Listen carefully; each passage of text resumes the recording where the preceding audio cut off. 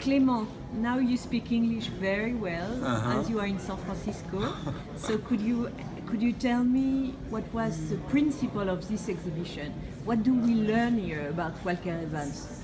Okay, so first I should say that this is the first museal retrospective in France. We had a lot of small exhibitions about Evans in France, but this is the first time that we have a comprehensive retrospective of his work in a museum in France. Okay.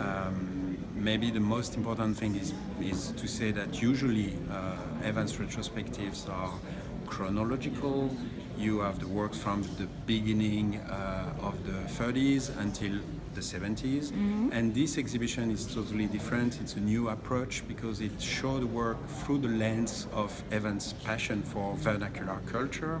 He has always been very, very deeply interested in popular culture, and the show is made through that passion to vernacular culture. So that was completely ignored? No.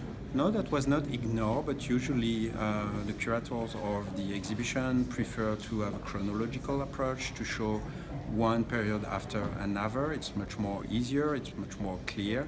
But for this project, I thought that his interest in the vernacular was the most important thing. He was totally obsessed by vernacular culture. He collected postcards. He was interested in vernacular graphic ephemeras and things like that. And I thought that it was something that should be shown in an exhibition. So this is the reason why we are showing, of course, his prints, his well-known photographs, his icons of American culture, but also his collection, because he was also a collector. We are showing some of his postcards, some of the postcards that he was collecting. We are also showing some signs. He was collecting signs. There are some testimonies about the fact that sometimes when he was wandering on small roads, he was taking photographs of small barracks along the roads, and sometimes he was first taking the photograph and then stealing the signs on the barracks, on the roadside stands, and some of them were in his collection, some of them were in his house.